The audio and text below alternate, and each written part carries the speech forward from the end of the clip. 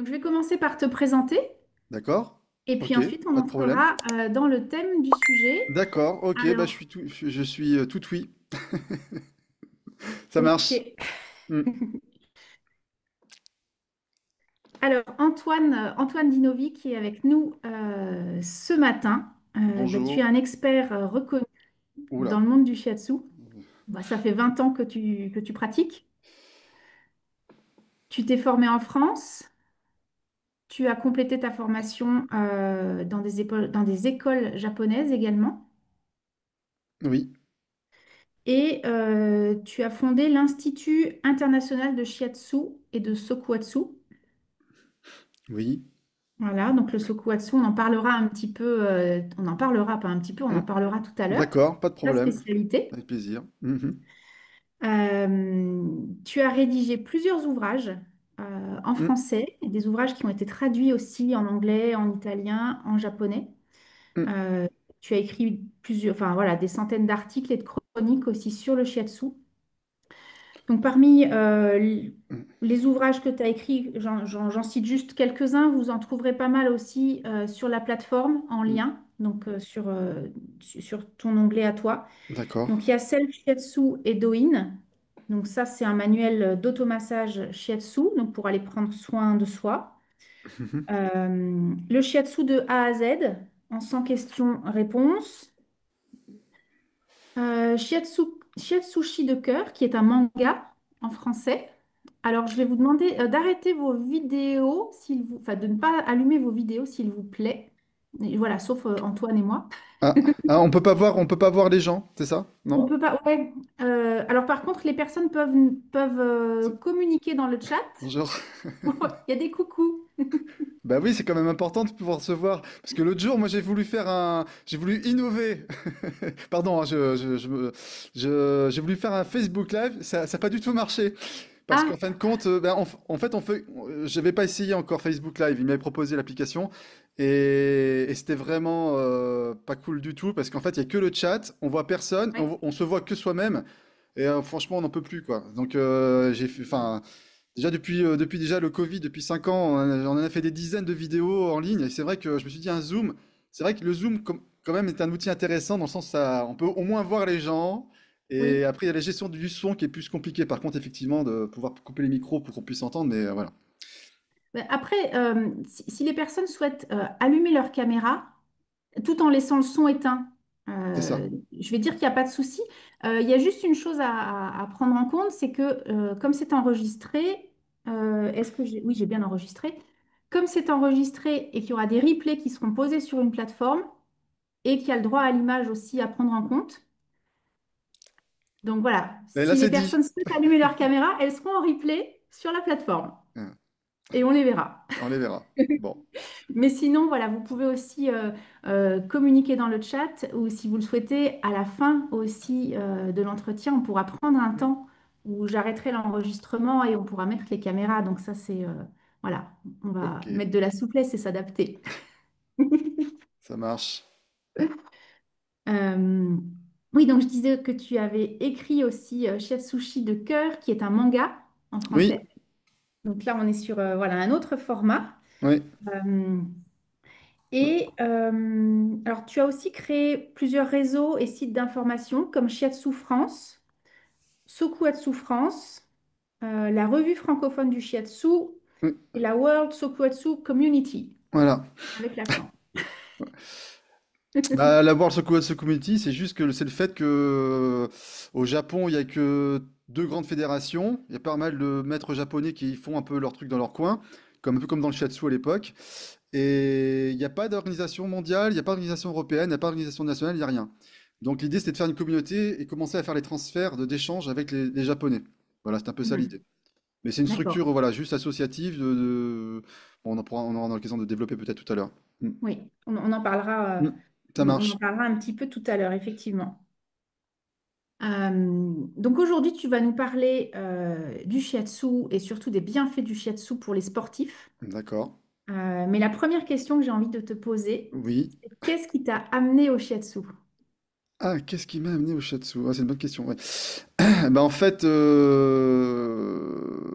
comment on peut dire ça? Le shiatsu, en fait, faut savoir que je suis un peu comme Obélix. Je suis un peu tombé dedans quand j'étais petit, dans le sens où j'ai baigné un peu dans la culture, on va dire japonaise ou asiatique au sens large du terme, du fait que bah, j'ai commencé un peu, c'est un parcours assez commun en fait, dans le sens où j'ai commencé les arts martiaux jeune, hein, j'ai commencé à 9 ans.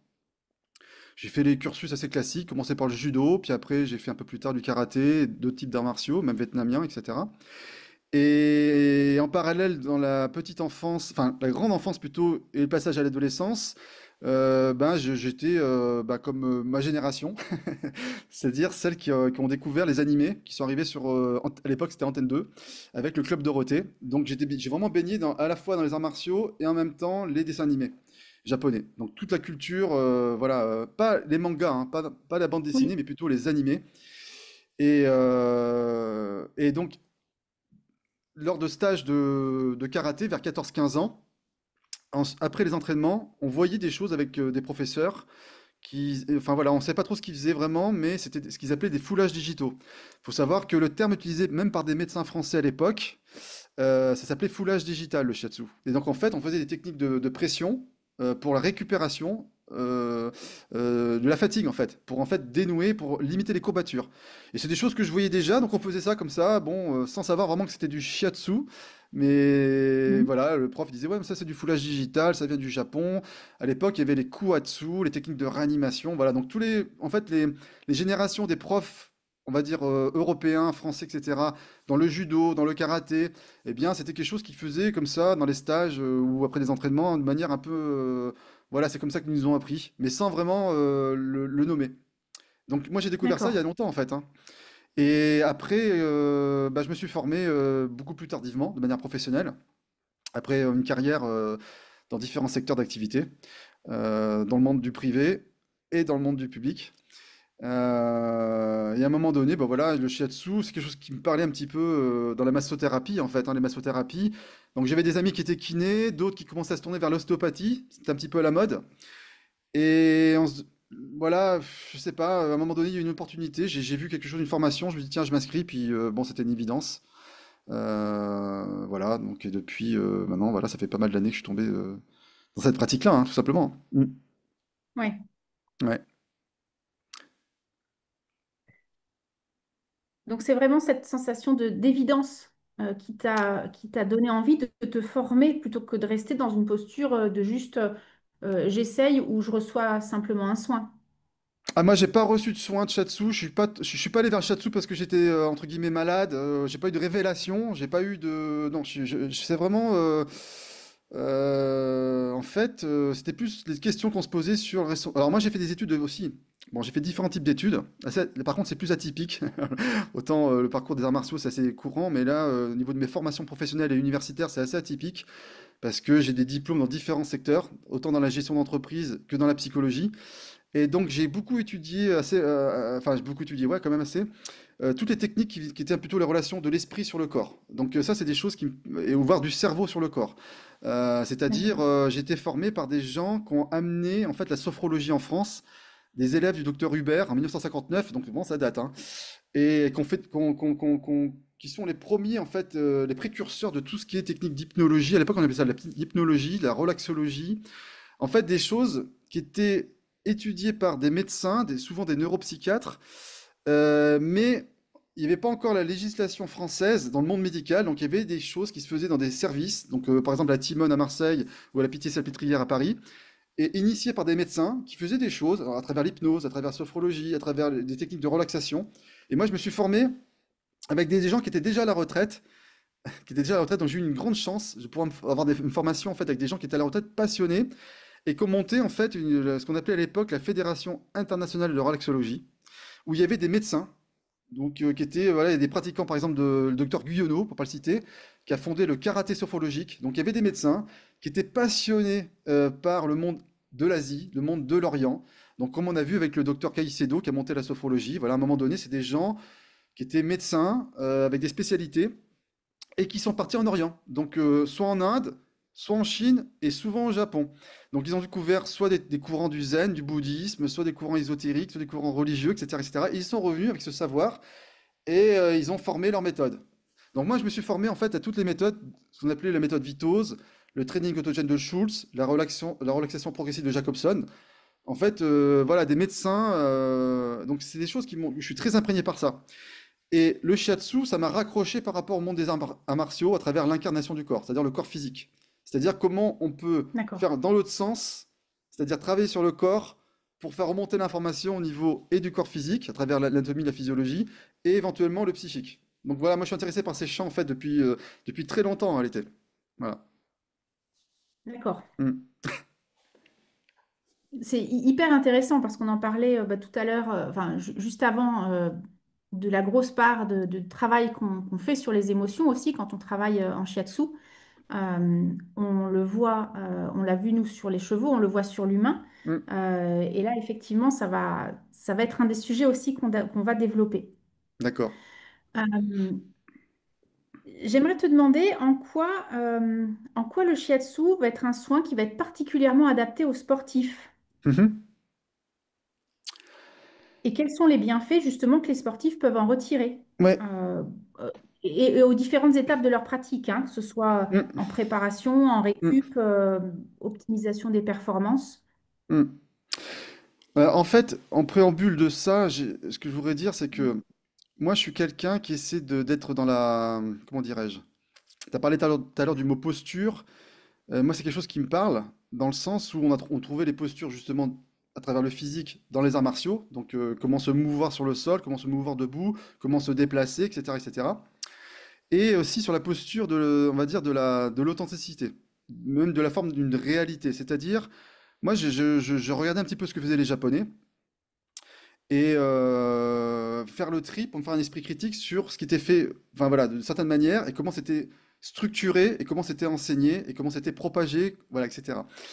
Donc en fait, le shiatsu pour les sportifs, moi j'ai juste regardé comment eux ils faisaient, et comment ils s'en servaient comme outil, à quel moment, pour quelle population, et après, voir, nous en France, alors je vais dire la France, je vais pas dire l'Europe, même si on commence à voyager, à faire des stages un petit peu à l'international, mais pour la France, voir un petit peu comment nous on est structuré, parce qu'on a quand même une organisation qui est très singulière, à travers les Mm. physiothérapeutes, le massage médical, qui est vraiment, voilà, qui est vraiment introduit et reconnu, parce qu'il a fait un certain travail, hein, il y a des raisons à cela. Et puis après, qu'est-ce qui vient se greffer autour de ça pour le sportif en termes de mobilisation articulaire à travers les ostéopathes, les techniques ostéo-articulaires et éventuellement les techniques de chiropracteur, hein, de chiropraxie, ou d'autres techniques de massage éventuelles qui peuvent être utilisées. Et donc le shiatsu, en fait, il a plusieurs avantages. Plusieurs avantages. Le premier avantage, c'est que en fait, il s'adapte à l'environnement. Donc ça veut dire quoi? Il s'adapte à l'environnement. Ça veut dire que faut pas. Le shiatsu, c'est quelque chose qui se fait habiller. Ça, c'est très important de bien comprendre ça. C'est ce qu'on appelle en anglais un dry massage, c'est massage à sec. Ça, c'est hyper important parce que c'est ce qui fait sa singularité. Donc on est habillé. Alors déjà, pour un sportif, c'est assez particulier parce que lui, le rapport qu'il a en général du corps, c'est en général, il est déshabillé. Il a un rapport au massage avec des crèmes, des huiles en général, pour tout ce qui est massage, à travers la physiothérapie, ou alors maintenant la Mm. technologie qui a remplacé le massage, hein, principalement, enfin pas forcément remplacé, mais en tout cas qu'en complément. Et pour les mobilisations articulaires, tout ce qui est mobilisation, de toute façon, on fait pas s'habiller parce que justement, on va dire bon, bah, on peut pas faire l'étirement parce que un vêtement va contraindre l'étirement, ce qui est à la fois vrai et pas toujours vrai. Donc le shiatsu, ça se fait habiller et ça se fait habiller d'une certaine manière. Ça se fait habiller d'une certaine manière. Donc là, je fais une généralité qui pourrait s'appliquer à tous les publics, mais on va parler des sportifs. Il faut être dans une tenue confortable. Donc en Japon, qu'est-ce qu'on fait en général? C'est que on met les gens en pyjama. Ah, c'est un truc courant, c'est qu'on met les gens en pyjama. C'est-à-dire que ils sont couverts, mais vous voyez, on enlève les habits. C'est un peu, il y a une espèce de, je dirais pas que c'est un rituel, mais il y a quand même une forme de, voilà, on passe dans la cabine, on se change, donc et on se met en pyjama. Ou alors on se met en tenue Ouais. très décontractée, des tenues très très amples. Ensuite, on rajoute on rajoute des vêtements de type coton. Donc c'est ce qu'on appelle en japonais taoru. Taoru, ce sont des serviettes, ce sont nos draps de bain, hein. Et on recouvre le corps, les parties du corps, de serviettes. Pourquoi? Parce que justement, le shiatsu, sa singularité en termes d'action, ce sont les pressions et les appuis. Et donc les pressions et les appuis, eux, ils ont une action particulière. C'est pas un étirement, c'est pas une forme comment dirais-je, c'est pas du palpé roulé, par exemple, hein, vous voyez, donc Mhm. c'est vraiment des pressions. Et après, des pressions qui sont faites avec des parties du corps. Et donc pour ça, pour avoir un effet sur justement notre sportif, même si on peut le généraliser, pour optimiser ces effets-là, eh bien, on va optimiser la pression. Et donc, il nous faut des épaisseurs sur le corps. Il nous faut des épaisseurs sur le corps. Alors, par rapport aux sportifs, la singularité, c'est que, un, il est habillé, deux, on fait des pressions sur son corps, on fait des appuis sur son corps.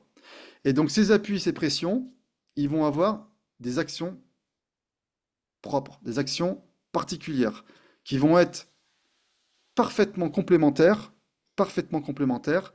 à de l'ostéopathie ou de la physiothérapie ou d'autres techniques éventuelles.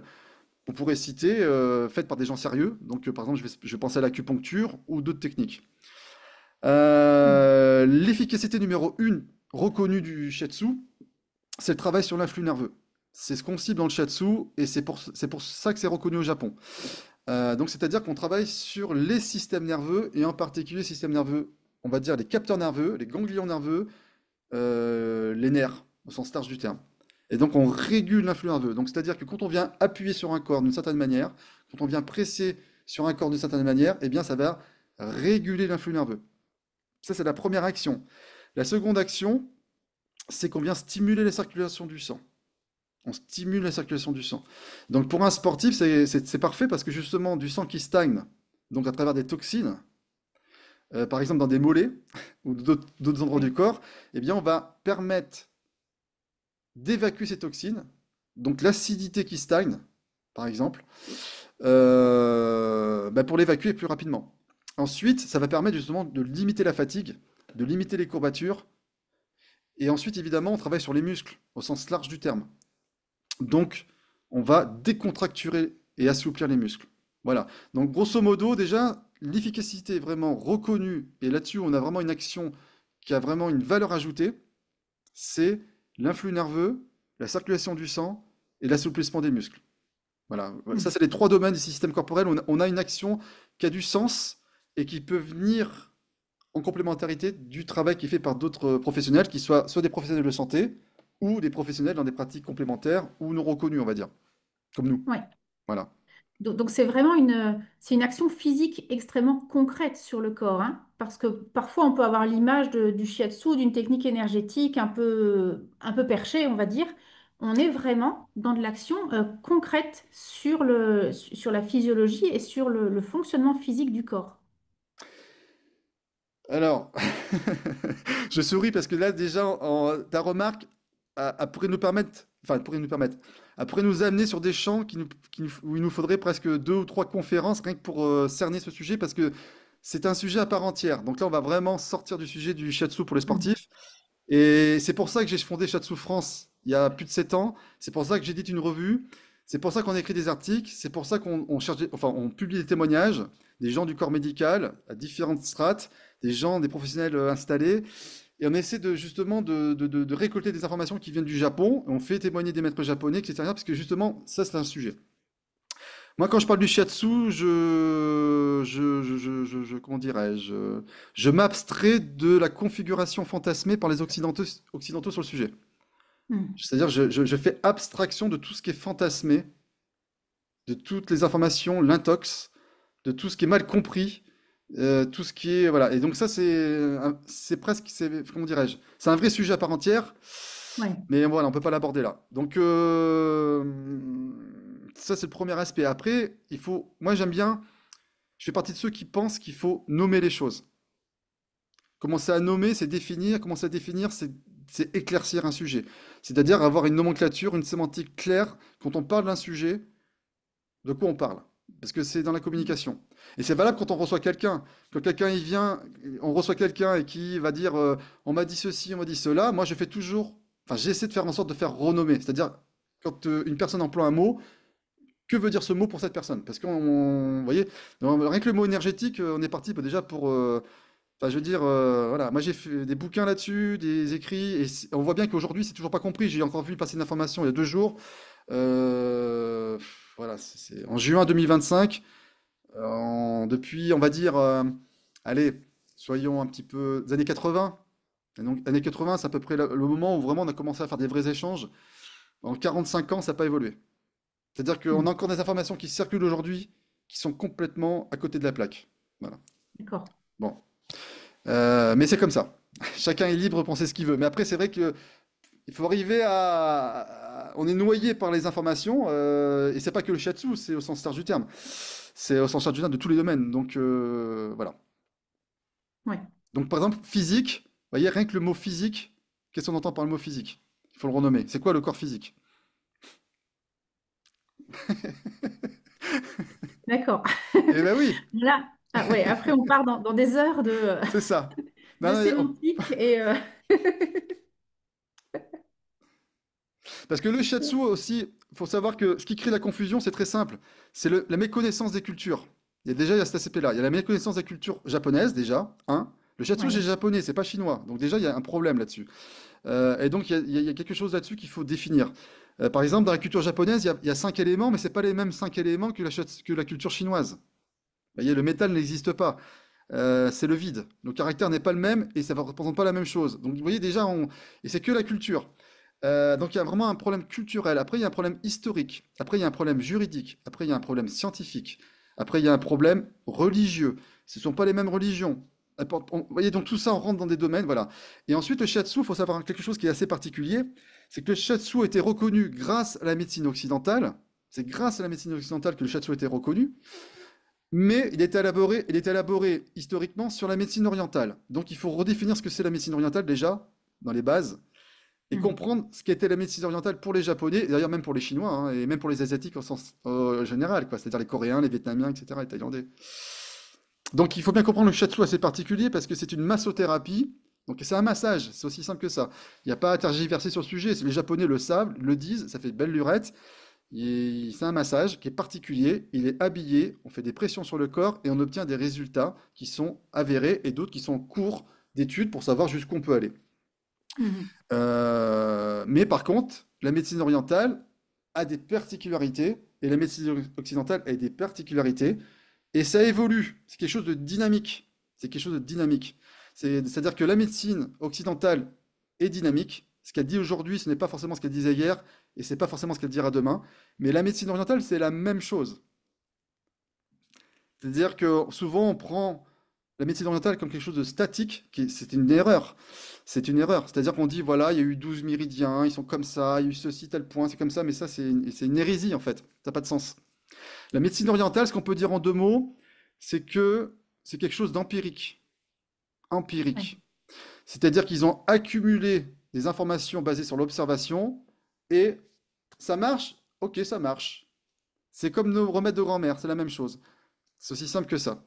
Donc il faut vraiment Mhm. être tranquille sur le sujet, il faut vraiment être nuancé sur le sujet, et à partir de là, ça va nous libérer sur le shiatsu dit du monde professionnel. D'accord. Et les sportifs actuellement, si les sportifs, ça se développe dans le monde du shiatsu français, c'est parce qu'on a un discours clair. C'est parce qu'on a un discours clair. On s'est abstrait de ce discours dit énergétique. Parce qu'un Ouais. sportif, si vous voulez, il lui faut des résultats tout de suite. On va pas commencer à. Ouais, c'est-à-dire que lui, il vient. Ce sont des gens. Alors, dans le monde sportif, ça va des amateurs, c'est-à-dire ceux qui courent le dimanche, hein, jusqu'aux professionnels élites, c'est-à-dire des gens qui vont jusqu'à la préparation des JO, hein, donc des gens qui. Donc, ces gens-là, on a des gens qui sont conscients. C'est des gens qui ont un champ de conscience très ouvert. Très ouvert. Donc, ils ont une parfaite connaissance anatomique de leur corps, à travers les blessures, à travers l'entraînement, à travers la souffrance, à travers la pratique, et la conscience de leur propre corps. C'est-à-dire un sportif, il sait où situe l'articulation de la cheville et comment elle est structurée. Vous voyez ce que je veux dire? Mhm.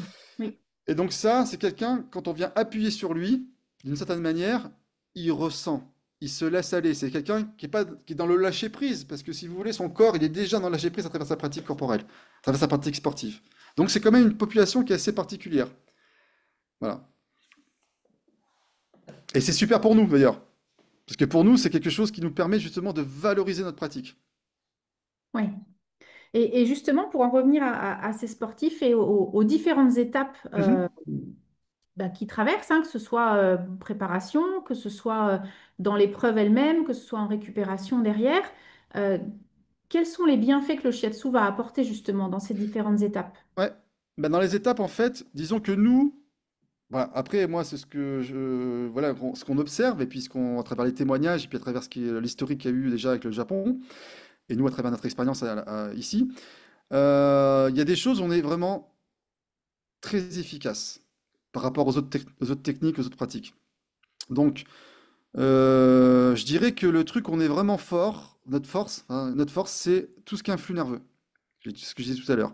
Donc, toute la charge mentale, le stress au sens large du terme, c'est-à-dire toute l'adrénaline, tout l'aspect cortisol, tout l'aspect mental, quoi, la concentration, donc toute l'activité bioélectrique, les pensées, le stress, vraiment, vous voyez, les crispations musculaires sur la tête, le cerveau, etc., etc. Donc, vraiment, ce qu'on appelle la charge mentale.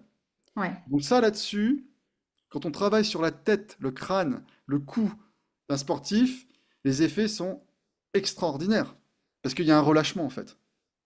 Donc ça, c'est le truc, c'est le truc qu'il faut qu'on développe, nous, Shatsushi, masseur en Shatsu, praticien en Shatsu. Parce que c'est notre force, c'est là-dessus qu'on est efficace. Ce que va pas faire un ostéo, ce que va pas faire un kiné, ce que va pas faire un psychologue, ce que va pas faire un acupuncteur. On a vraiment une force là-dessus. Le relâchement profond sur, on coupe le mental. Donc là, vraiment le travail sur la tête et le cou. Système nerveux. Après, je dirais que l'autre force, c'est vraiment la récupération. Aujourd'hui, la technologie, c'est ce qui prend le relais dans le monde du sport, hein. De toute façon, c'est la technologie. Donc, ils ont la cryo. Donc, pour récupérer après les entraînements, après les combats, après les matchs, après les compétitions, on met les corps dans le froid. Et c'est très efficace. Mais ça suffit pas. Donc, nous, notre force, c'est comment faire en sorte que les fibres, le tissu, les muscles soient moins contractés et moins de courbatures, que l'acide lactique soit plus évacué, etc. Et là-dessus, donc on lutte contre la fatigue en fait. On lutte contre la fatigue. C'est-à-dire que comment on régénère le corps. Au Japon, ils emploient un terme anglais en fait pour dire ça, c'est le reset. En fait, c'est ça. Mhm. Le shiatsu, le sokohatsu, toutes les techniques de hatsu en fait, hein, ijiatsu, etc. Le coude, le genou, tout ce que vous voulez, hein. C'est des techniques qui sont très efficaces, la compression nerveuse et musculaire pour la récupération. On fait un reset, ce qui s'appelle un reset. C'est vraiment le reboot de l'ordinateur. C'est ça notre force, c'est là-dessus qu'on est efficace. Et c'est là-dessus qu'on a du sens aussi. Et donc les sportifs, s'ils viennent nous voir, et s'ils vont revenir nous voir, je vois un petit mot, ça c'était, voilà, donc Carole, tout de suite tu vois, c'est ton shiatsu et surtout ostéo-articulaire. Donc ça c'est, voilà. Une fois, pour la petite anecdote, j'ai passé une VAE à l'époque, c'est quelques années, la Fédération française de shiatsu traditionnel. Et ils m'ont dit ça. Ils m'ont dit ça tout de suite. Ils m'ont dit, ah ouais, toi, t'as fait quoi comme shiatsu? Parce que c'est tout très dans le monde du shiatsu. On trouve pas ça dans le massage thaï, hein, on trouve pas ça dans le massage suédois, on trouve pas ça dans le massage russe, on trouve pas ça dans. En fait, on trouve ça nulle part. Il y a que dans le shiatsu où les gens. Mais il y a une raison à ça, hein. Enfin, il y a des raisons, hein. Cette vision polymorphe du shiatsu, c'est-à-dire que mais ton shiatsu, c'est quoi? Tu fais quoi de style? Quel style? Là, je suis allé en Italie récemment. Tu fais quel style? Qu'est-ce que tu vas faire comme style exactement? Il y a toujours ce côté. Mais c'est un style plutôt ça. Est-ce que tu travailles avec le hara? Est-ce que tu travailles avec ceci, etc. Il y a toujours cette intellectualisation. Donc, c'est très intéressant. Et à l'FED, donc, il y avait une directrice et l'ancien président. Ça fait quelques années. Et il m'a dit, ah, mais toi, tu fais du shiatsu ostéo-articulaire. Ce que j'ai vu, tu avais été chez Namikoshi. Donc, c'est du shiatsu ostéo-articulaire. Vous voyez, donc, moi, ostéo-articulaire, moi, par exemple, quand on me pose la question, le président, ce que j'avais dit à l'époque, je lui ai demandé ce que c'était ostéo-articulaire pour lui. Parce que ça veut dire plein de choses, ostéo-articulaire. Même pour un ostéopathe. Pour un ostéopathe lui-même, il y a plusieurs courants d'ostéopathie. Entre le doux et celui qui fait craquer, il n'a pas la même action, il n'a pas la même approche, etc. Et ostéo-articulaire, il faudrait pouvoir le définir pour pouvoir répondre à cette question. En fait, moi, je ne peux pas répondre à cette question-là. Vous voyez? Je ne peux pas répondre. Il faudrait que je puisse définir à Carole, par exemple, avec elle, ce qu'elle entend, elle, par ostéo-articulaire. Pour certains, ostéo-articulaire, ça va vouloir dire mécanique. Pour d'autres, ça va être encore pire, dans le sens réductionniste, ça va être mécaniste. Pour d'autres, ça va être C'est une mobilisation. Quel type de mobilisation? Étirement passif, étirement actif. Carole, d'après moi, ce sont des étirements. Voilà. Étirement passif, étirement actif. Voilà. Moi, je voudrais pas m'éparpiller dans les réponses, mais parce qu'après, on va. Personnellement, j'ai étudié plusieurs shiatsu. Je suis allé voir plusieurs maîtres. En fait, comment je faisais? J'allais voir les maîtres et je recevais des séances pour me faire ma propre opinion sur le ressenti. Et ensuite, je posais des questions. J'aime bien poser des questions, comme tout le monde. Je suis un vrai Français qui intellectualise, mais avec, bon maintenant c'est 40 ans de pratique, mais à l'époque c'était on va dire 25 ans de pratique d'arts martiaux, donc j'ai quand même un certain ancrage, on va dire quand même. Et, et donc je posais des questions. Et c'est-à-dire jusqu'où, essayer de pousser un petit peu la connaissance du maître, parce que c'est le maître, il nous enseigne, mais après le maître, jusqu'où il a sa connaissance. Et à un moment donné, je me suis aperçu que des gens répétaient, et sans avoir remis en question ce qu'ils répétaient. J'aime bien détricoter, vous voyez, prendre un fil, tirer Mm. sur le fil, puis voir un peu jusqu'où on va. Et c'est là que je me suis vite aperçu au bout de quelques années quand même, hein, que la médecine orientale était, il y avait quand même des limites, c'est-à-dire, même que mais d'ailleurs la médecine occidentale aussi d'ailleurs, hein. C'est-à-dire que chacun a une approche, mais il y a quand même l'approche, il y a quand même un niveau, jusqu'où on était dans le niveau, voilà. Alors tout ça pour dire que le shiatsu, le shiatsu, normalement, c'est pression avec les doigts, pression avec les mains. C'est voilà. Donc, à partir du moment où on appuie sur un corps, avec les pouces, avec les doigts, avec les phalanges, bah, c'est du shiatsu. Maintenant, la méthode a été reconnue dans les années 50 grâce au travail de Namikoshi Tokujiro, parce qu'il a fait un gros, gros travail, entre guillemets, de lobby envers les autorités, le ministère de la Santé, du Travail, des Affaires sociales, et de communication massive envers la population. Et puis, un travail de rapprochement à travers le corps humain. Quand j'appuie là, qu'est-ce que ça fait? On peut plus, à un moment donné, il fallait sortir de j'appuie là, mais parce que mon grand-père, mon arrière-grand-père ou l'ancien moine bouddhiste zen appuyait là, il disait que c'était une énergie, etc., etc. Mais dans cette énergie-là, c'était un flux vital. À un moment donné, il pouvait pas être reconnu. Vous voyez ce que je veux dire? Et il a fait cet effort-là. Et il a gardé que les pressions. C'est-à-dire que dans le travail de Mikoshi, il a gardé que les pressions. Voilà. Que les pressions, c'est tout. Après, ça a évolué. Il a eu pas mal d'élèves, des gens très connus comme Masunaga Shizuto, qui lui a fait de la psychologie, il s'est dit, oh, ouais, mais c'est trop limité. Après, il a ressorti les livres, c'est quelqu'un qui avait un grand QI, on parle de 140, voire 150 de QI. Il a sorti des vieux livres, en plus, comme il parlait, il arrive à décrypter des idéogrammes anciens. Il a commencé à retourner, plonger dans la médecine chinoise très ancienne, ce que faisaient plus les Japonais depuis longtemps. Puis il a commencé à trouver des nouveaux méridiens, des extensions. Puis il s'est dit, oh ouais, mais la psychologie occidentale, avec les... Bon, bref, il a fait son truc. Et puis il y avait Sakakibara. Sakakibara s'est dit, ouais, mais Namikoshi, oh là là, ça fait mal au dos quand on est tous les jours sur le futon au sol. Allez, je vais faire le kuretake. Kuretake, je vais voir la posture, je vais préserver l'usure du praticien, etc., etc. Et puis je vais ressortir les mobilisations. Parce que les mobilisations, c'est quand même intéressant de pouvoir faire un étirement sur une épaule, un étirement sur une hanche. Et en fait, de fil en aiguille, chacun faisait son truc, chacun faisait son courant. Et au final, il y a des gens qui sont arrivés en Europe, des gens qui sont arrivés aux États-Unis.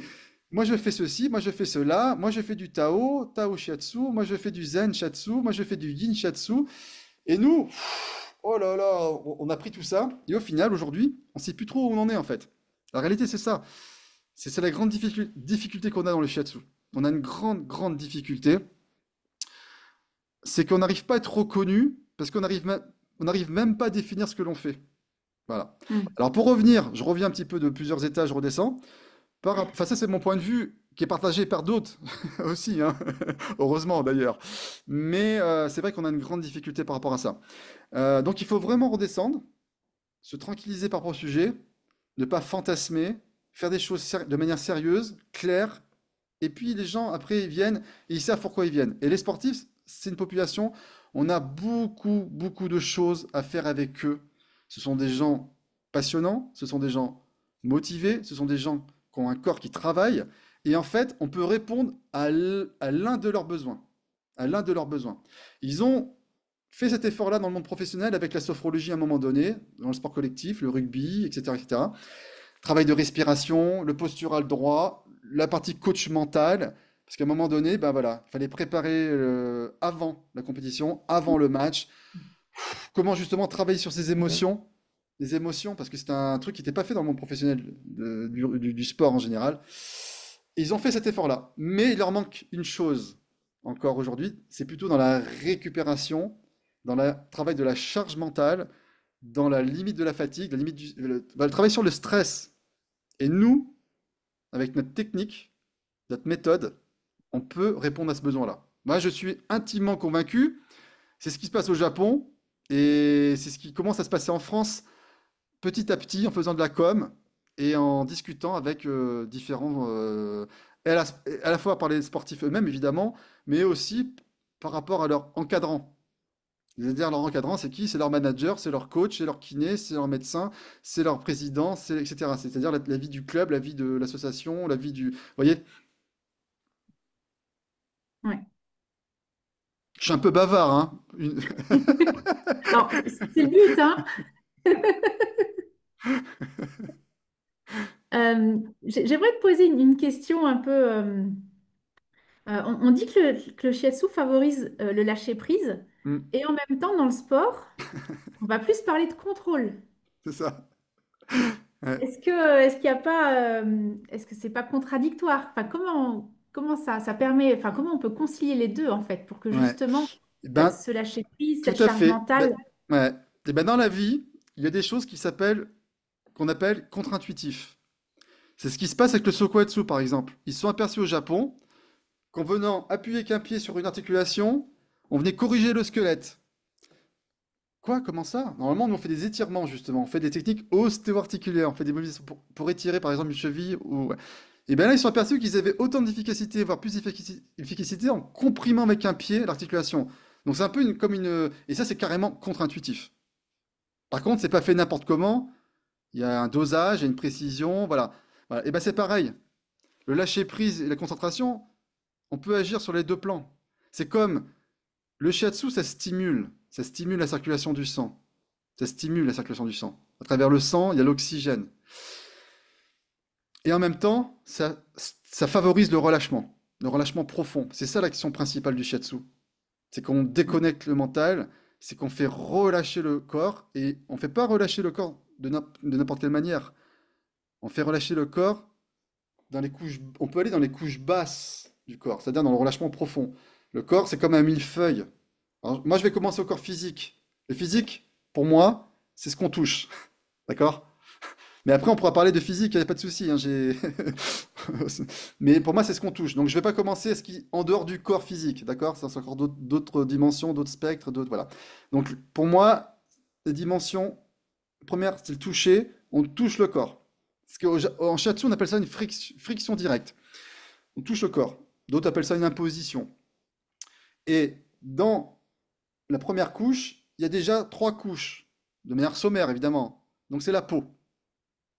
Donc Hmm. déjà en touchant la peau, et sur les trois couches de la peau, on vient déjà vivifier la peau, mais on vient déjà travailler sur l'influx nerveux. Donc en fait, on travaille déjà à la fois sur le relâchement, le lâcher prise, et à la fois on stimule, vu qu'on vient réguler l'influx nerveux. On a tous les capteurs nerveux.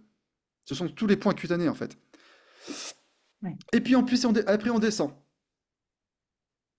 Couche musculaire, superficielle, profond, toutes les enveloppes, les fascias, les tendons, les aponevroses, et puis on descend, les liquides interstitiels, etc. On travaille sur les artères, sur les veines, les nerfs, et puis on descend. En général, on dit qu'on va jusqu'au squelette, on s'arrête au périoste. C'est ce qui est à peu près admis dans la massothérapie officiellement, c'est qu'on vient stimuler jusqu'à l'enveloppe de l'os. Donc on peut aller travailler directement sur le bord de l'os, sur le contre l'os, et on vient stimuler jusque là. Donc on a le corps comme un millefeuille, et on vient naviguer selon les zones corporelles, selon le degré de dureté, le degré de raideur, le degré de ce qu'on appelle, voilà, ce que les anciens appelaient Kyo, Jutsu, etc., déficience, excès d'énergie, etc. Bon, des raideurs ou des zones molles. Et par rapport à ça, on vient presser, doser. Et donc, ça relâche d'un côté, et en même temps, ça stimule. Donc, en fait, c'est contre-intuitif sur le plan intellectuel, mais sur le plan physique, anatomique, physiologique, énergétique, dans le sens énergisant, ben en fait, c'est la même chose. C'est la même chose. Mhm. Je sais pas si c'est suffisamment clair ou... Si, si, c'est très clair. Hmm, C'est très clair. Mais c'est vrai que Voilà, très souvent, Merci, Carole. les sportifs voilà, ont besoin ben, de rester dans le contrôle aussi de leur corps pour pouvoir avoir les performances, mais en même temps, Et- euh, Tout à fait, de tout laisser à le fait. corps enfin, se Mais, relâcher et fonctionner du mais mieux possible, tout à sans les fait. contraintes. Ouais, je suis entièrement d'accord. Et en fait, les sportifs, ils viennent nous voir pour justement décontrôler. Mm. Ils laissent la maîtrise. C'est le moment, justement, ils vont laisser cette maîtrise et ce contrôle. Mais de toute façon, alors, ce qu'on peut dire, parce qu'on ne peut pas généraliser, moi, c'est terrible de généraliser les choses. Mais par contre, il y a quand même des généralités pour pouvoir faire passer des messages. Autrement, on peut pas communiquer. Ce qu'on peut dire, moi, ce que j'ai remarqué, c'est qu'un sportif d'un certain niveau, c'est-à-dire quelqu'un qui fait 20 heures, 25 heures de sport par semaine, vous voyez, d'un certain niveau de pratique. Bon, la première fois qu'il vient tester, faut le motiver déjà. Parce que pourquoi il viendrait vous voir? Il viendra pas vous voir si vous faites un truc de guérison des maladies, shiatsu énergie, tout ça. Un sportif viendra jamais vous voir pour ça. Sauf si vous le connaissez. Mais je vous parle pour travailler, moi, hein. Je parle de clients. Je parle de gens qui vont payer et qui vont venir vous revoir. Vous voyez, on parle de ça, hein. Moi, je fais partie de Ouais. ceux qui mettent de l'énergie dans le monde du shiatsu professionnel pour défendre notre métier. Moi, si je fais des vidéos sur Internet, si j'ai fait une revue, c'est pour que les gens, comment dirais-je, aient les armes, les outils pour pouvoir vivre du métier. C'est pas pour en faire un hobby. Après, si les gens en font un hobby, ils sont libres. Mais enfin, moi, je suis sur cette posture-là. C'est pour ça que j'ai mis beaucoup d'énergie. D'accord? Moi, je travaille en cabinet depuis 2008. C'est ma vie professionnelle. C'est mon travail, je veux dire. Vous voyez, si à côté je fais des stages ou si je fais des revues et tout ça, c'est parce que je suis passionné et que je fais de la recherche. Mais c'est pas mon activité. Vous voyez ce que je veux dire? Ça, c'est très important. J'en profite hein, de faire passer ce message-là parce que peut-être que dans les gens qui suivent, il y en a beaucoup qui ne connaissent pas, ça c'est sûr. Et en plus, il y a des gens qui voient le replay, au moins ils auront cette information. J'aurais eu la chance de pouvoir faire passer cette information-là aux internautes ou des gens qui sont en train d'étudier Shatsu ou des gens qui sont déjà professionnels. Moi, je suis vraiment dans la posture de défendre le métier. Voilà, c'est vraiment Oui. faire en sorte que les gens puissent avoir des clients et que les clients reviennent. Donc, si on revient à notre sportif, pourquoi il viendrait vous voir et payer? Vous voyez, on n'est pas des kinés, on n'est pas remboursé par la sécurité sociale, on n'est pas, voilà. Donc, ce que j'ai remarqué, c'est que la première fois qu'on vient vous voir, donc les gens, bien sûr qu'ils vont dans le contrôle, parce qu'ils vont analyser. Ils vont à la fois lâcher prise parce que ils sont en capacité de lâcher prise parce qu'ils connaissent parfaitement leur corps, et en même temps, ils vont quand même analyser. Et à la fin de la séance, ils vont vous dire, ah ouais, c'est super, c'est bien. Il y a toujours bien sûr, il y a toujours des enfin, des commentaires positifs, ça c'est pas le problème. Donc c'est très gratifiant, mais c'est pas ce qui est le plus intéressant. À la rigueur, on s'en fiche. Ce qui est important, c'est est-ce qu'il va revenir et pourquoi il va revenir. Moi, c'est ça qui m'intéresse. Mm. Et donc, il va vous dire, ouais, ça m'a fait du bien, ça m'a fait du bien. Ça, c'est voilà, très bien. Mais qu'est-ce qu'il va faire qu'il va revenir? Il va analyser dans son ressenti, 10 minutes plus tard, 1 heure plus tard, un jour plus tard, est-ce qu'il a mieux dormi? Est-ce qu'il a vraiment ressenti une différence par rapport à un kiné, par rapport à un ostéo, par rapport à ce qu'il fait en général avec la cryo, par rapport à tout ce qu'il fait en fait, hein. Des étirements qu'il va faire chez lui, du stretching, etc., etc. S'il revient une deuxième fois, là, il va moins contrôler parce qu'il sait déjà, il a déjà une information qui est dans sa conscience de ressenti. Ah ouais, mais je sais qu'il appuie d'une certaine manière, que j'ai ce ressenti. C'est-à-dire qu'il travaille sur son champ de conscience en fait. Et là, la deuxième séance, ça devient plus intéressant. Parce que là, il va dire, ah ouais, mais en fait, ça fait quand même de l'effet ton truc. C'est- Il rajoute un côté plus. Vous voyez ce que je veux dire? Son commentaire, Ouais. souvent, il monte d'un étage. Parce que justement, il a moins contrôlé, en fait, il a moins analysé. Il s'est plus laissé aller. Et pourtant, Oui. c'est des gens qui se laissent déjà beaucoup aller, hein.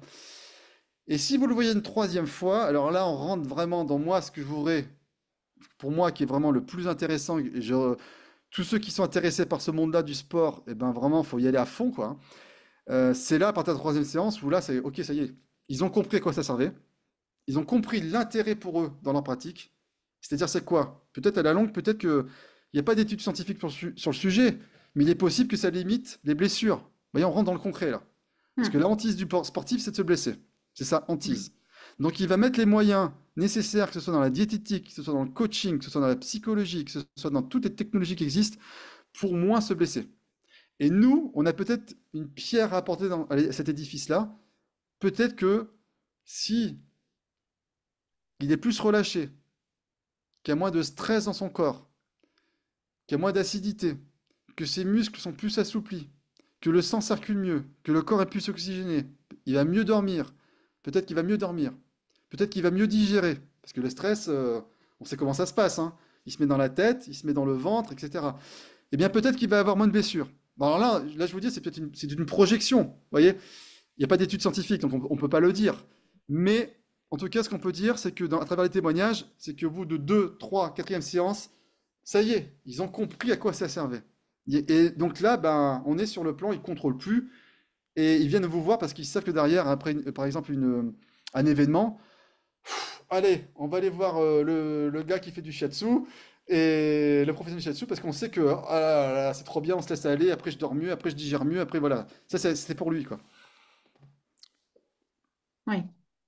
Donc ça, c'est intéressant en récupération, mais c'est Récupération. intéressant aussi en préparation. Parce que justement, quand il y a ce stress qui est plus bas, la personne va pouvoir aussi potentiellement optimiser ses performances. Donc le shiatsu va avoir un intérêt avant, après. Bah, là, on peut parler. Enfin, là, ce qui est difficile à dire, c'est que moi, je pense que oui. Maintenant, Oui, il y c'est a une eu zéro. projection aussi. Non, mais je veux dire, il y a eu zéro étude scientifique sur le sujet, donc on peut pas le dire. Mhm. Mais quelqu'un qui est très, par exemple, un sportif qui est très stressé, par exemple, il y a des sportifs, faut savoir quand même, il y a des sportifs, que ce soit dans la natation, que ce soit dans le rugby, dans plein de domaines, avant de rentrer, ils vomissent. Ils vomissent. C'est-à-dire que concrètement, ils vont vomir. Certains, ils vomissent même sur le terrain. Vous voyez, pour vous dire à quel point. D'autres, ils vont vomir dans le vestiaire. D'autres, ils vont vomir chez eux. Enfin voilà, c'est quand même pas rien, quoi. Ouais. C'est-à-dire que l'enjeu de la compétition, et ça, au niveau déjà départemental, régional, national, international, enfin je veux dire, à différentes strates, différents niveaux.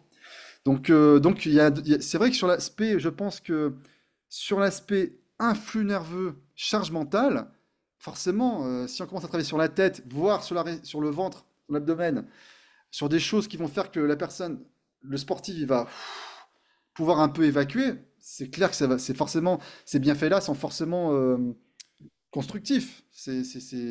Enfin, ça peut pas être autrement. Bon, par Mm. contre, il faut quand même faut être aussi vigilant sur le fait qu'il y en a d'autres comment dirais-je, qui mentalisent énormément pour différentes raisons et qui, eux, ils ont l'après-coup de la séance. Ça peut arriver. C'est-à-dire qu'il y a des gens qui sont tellement stressés, ils ont tellement, c'est pas que le sportif, il vient pas qu'avec le sport. Il vient aussi avec sa vie familiale, avec ses problèmes, ses émotions, ses problèmes professionnels, ses problèmes d'argent, tout ce que vous voulez. Donc ça, c'est quelque chose, une dimension qu'il faut prendre en considération. Ce qu'on dit le sportif, mais le sportif, c'est pas que le sport. Vous voyez ce que je veux dire? Et tu vois ce que je veux dire? Oui, oui, Et c'est par un rapport aux sportifs, donc il y en individu. a certains, eh ben, ils vont avoir l'effet, poum, c'est-à-dire qu'ils ont accumulé tellement de fatigue sur les dernières semaines, derniers mois, voire les dernières années, qui fait qu'ils ont un contre-coup, et ce contre-coup, il peut durer plusieurs jours. Donc, il faut quand même être vigilant à pas faire un shiatsu trop puissant, trop, voilà, pendant 2 heures, ou 1 heure et demie, 2 heures. Quelqu'un qui va faire une compétition, vous voyez, je sais pas, par exemple, enfin, un jour plus tard. Donc, tout ça, c'est des éléments à prendre en considération. Il faut les nuancer, il faut les relativiser, mais il faut les prendre en considération.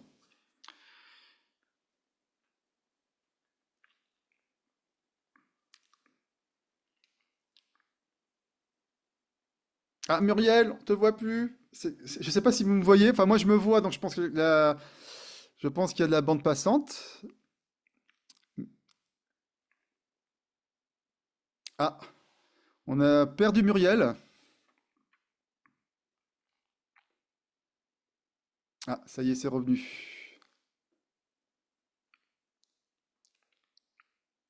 Coucou. Ça y est. J'espère que ça va rester. OK. Bon, on va pouvoir reprendre. Oui. Non, mais voilà, c'est vrai que, ouais, faut bien comprendre que quand on dit sportif, faut pas avoir une vision figée, hein. C'est très mauvais d'avoir une vision figée des choses, hein. Mais oui, mais bien sûr, mais chaque individu, enfin, le côté sportif, c'est juste une facette de la personne. Voilà, c'est ça. Donc, c'est une personne qui est voilà, enfin, et c'est aussi ce qu'on fait en shiatsu. On reçoit la personne dans son intégralité, Exact. dans Bah, après, l'intégralité oui. de qui elle est. Alors, elle vient bien sûr avec une thématique. Là, le sportif, ça va être pour récupérer, mais Ouais. bien sûr qu'il y a un humain derrière. Hum. Ouais, c'est important. C'est important de le préciser, Mm. tout à fait. Ouais. Et du coup, Alors, tu viens de le dire, hein, un soin, ça peut aussi, ça peut brasser, ça peut secouer un Ouais. peu. Euh, Quel délai tu pourrais préconiser entre un soin en shiatsu et pour des sportifs qui font des compétitions et une épreuve? Tu vas peut-être pas le faire la veille. Ouais. Ou On alors, va- est-ce qu'il y a des protocoles ou peut-être qu'il y Non, a il n'y a des pas de protocoles. protocole parce qu'il n'y a pas d'études scientifiques. Donc, il n'y a pas de protocole. Donc, c'est vraiment basé sur l'échange avec le sportif. Donc, lui, il sait s'il est très fatigué, pas fatigué, de quelle fatigue il a, enfin, sa vie intime, donc il le garde pour lui, mais il le sait. L'événement, parce que quand même, il y a quand même différents types d'événements, même sans être dans une échelle, il n'y a pas d'événements, on va dire, supérieurs à d'autres, mais il y a quand même des enjeux. Je veux dire, entre faire vous voyez ce que je veux dire, entre faire la course locale du coin, il n'y a pas de, et puis, Et aller au JO? quelqu'un qui va faire un meeting, enfin, je veux dire, enfin, je veux dire, voilà, avec des enjeux, où il y a de l'argent en jeu, ou je ne sais quoi, enfin, voilà. C'est pas le même stress quand même, hein, il y a quand même différents stress, hein, c'est comme dans les salariés, hein, il y a Ouais. différents stress entre, voilà, si on commence à enfin voilà. Donc ça, c'est la discussion avec le discussion, aussi le planning, hein. Faut pas sous-estimer aussi un truc, c'est que il y a la société, quoi. Les besoins sociétaux évoluent. On pourrait en discuter, on pourrait remettre ça dans le contexte de la médecine orientale, la médecine occidentale, le shiatsu d'avant, le shiatsu d'aujourd'hui. Ça a évolué, pourquoi? Parce que les sociétés ont évolué. Je veux dire, voilà, les téléphones, les transports en commun, les mégalopoles, la vitesse, on mange, on avale, on mange plus vite, etc., etc. On dort moins. Il y a tout ça, c'est faut le prendre en considération. Donc forcément, les techniques évoluent. Elles peuvent pas rester avec des techniques, c'est pas possible, ça n'a pas de sens. Hmm. Euh, ou alors après, il faut ressortir les gens, les remettre dans un autre contexte. Oui, pas de souci. Moi, j'essaie d'amener les gens vers des séances les plus longues possibles. Donc, petit à petit, déjà faire une première séance. Et si on peut faire un peu plus long, une séance standard au Japon, c'est 80-90 minutes. De séance pure, pas de psychologie, de discussion, d'échange verbal et tout ça. Non, non, pure, c'est 80-90 minutes. C'est une séance de base. Donc maintenant, bien sûr, on peut faire des séances en 5, 10, 15 minutes. On peut faire des séances en 60 minutes. Mais on peut faire comme on veut. Mais par contre, ce qu'on sait, c'est que plus la séance est longue, plus on a des bons résultats. Alors, pas sur n'importe qui, n'importe comment, évidemment. Quelqu'un qui a jamais fait de shiatsu, on va pas aller faire 2 heures. Mais par contre, quelqu'un qui fait des séances régulières de 45 minutes, 60 minutes, si on l'amène vers 1 heure et demie, et si on l'amène vers 2 heures, et si on l'amène vers 2 heures et demie, là, on rentre vraiment dans le sens même de l'efficacité du massage. Mais ça fait longtemps qu'on D'accord. le sait. Mais ça se dit. Donc moi, j'en profite parce que j'ai une ouverture de pouvoir discuter grâce à toi, parce qu'en plus, toi, tu as invité des gens qui sont dans d'autres organisations, donc ça, c'est très bien. Mais c'est vrai que moi, je passe des messages que dans mes propres réseaux et que ceux qui veulent venir vers moi, entre guillemets, voilà. Et j'ai pas l'opportunité de discuter sur les réseaux des autres organisations. Donc pour moi, c'est une opportunité de Oui. pouvoir faire passer ces messages-là. Je fais partie de ceux qui démystifient parce que j'ai étudié la mythologie, justement. Et je suis passionné par ces sujets, donc il n'y a pas de souci.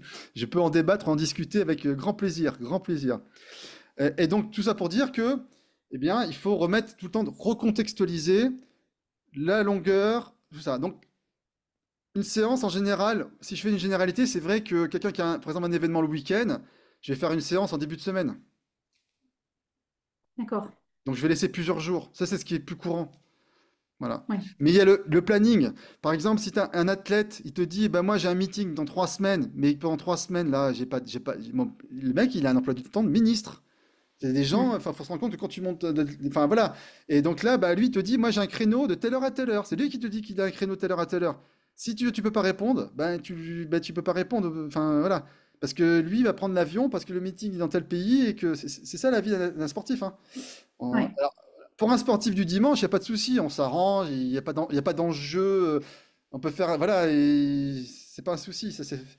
Mais par contre, c'est vrai que sur des professionnels, des gens d'un club professionnel où ça commence à monter, bah, c'est nous qui nous adaptons, limite même l'idéal. Alors là, je vais me projeter juste 5 secondes. Moi, je me rends compte aujourd'hui où j'en suis. Moi-même, je suis limité aujourd'hui. Pourquoi? Je suis limité par rapport à un aspect justement professionnel. Je parle des sportifs professionnels évidemment, de haut niveau, parce qu'ils ont un emploi du temps qui est incompressible. Il y a de l'impondérable. Et là, je vois bien, moi, ce week-end, il y en a un qui m'a dit, tu peux venir avec moi à tel endroit. Non, mais non, je peux pas. Moi, j'ai une vie, je peux pas. Autant déjà, j'ai déjà un planning de fou. J'ai un planning de fou déjà, mais non, non, mais là, je peux pas. Et pourtant, c'est une opportunité incroyable en termes de com. Parce que l'athlète, c'est quelqu'un de connu.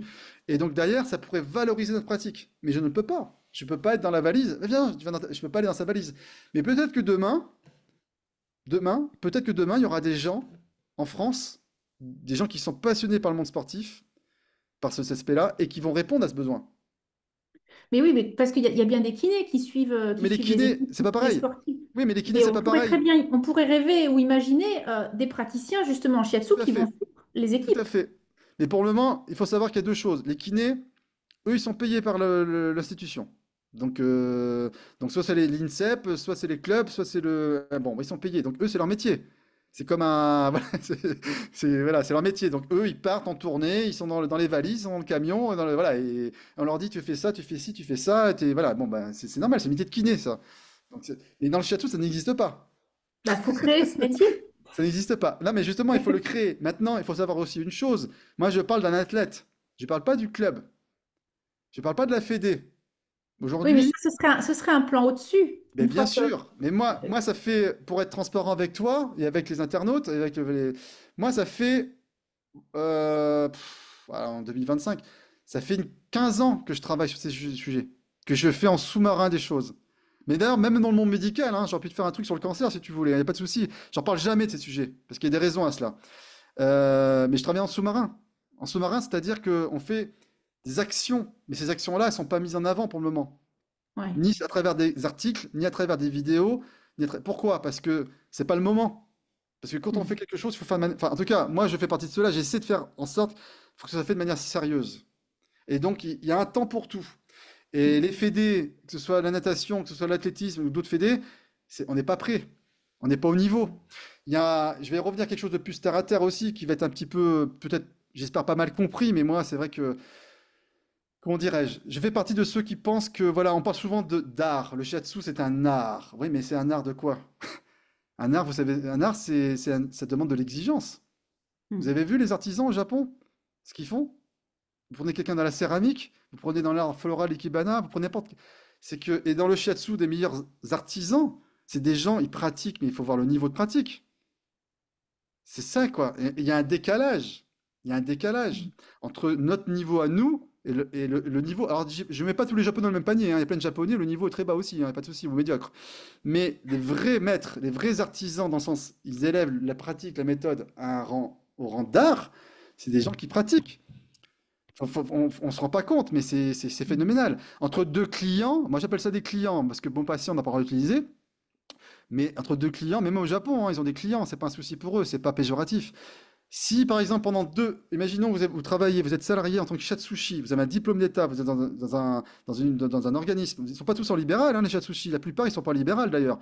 La plupart ils sont embauchés par un manager qui lui a un centre, soit un centre type institut, école, etc. Enfin pas école, mais un spa ou centre, voilà, un centre de massage, un salon. Si par exemple vous travaillez de 14 heures, votre planning c'est 14h 22h, 14h 22h, si vous n'avez pas de clients entre 16h et 20h, vous avez 4 heures à rien faire. Donc ça, c'est la réalité. Donc qu'est-ce que vous faites pendant 4 heures? Soit vous faites le ménage, soit vous allez dans la rue faire l'homme sandwich pour aller chercher des clients, soit vous pratiquez. Vous pratiquez. Soit avec le pied, soit avec la main, vous pratiquez.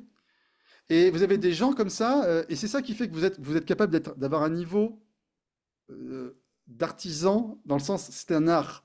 Et c'est ça, c'est Mhm. pas un art, l'artiste qui fait un truc comme ça. Non, non, non, non. C'est le degré d'exigence. C'est comme les gens qui font des arts martiaux ou qui font de la danse à un certain niveau, qui font des pratiques corporelles à un certain niveau, ça, ils le comprennent tout à fait. C'est Ouais. ça, et ça, il faut vraiment l'avoir à l'esprit, quoi. Parce que l'esprit du shiatsu, c'est ça. C'est le Ouais. degré d'exigence.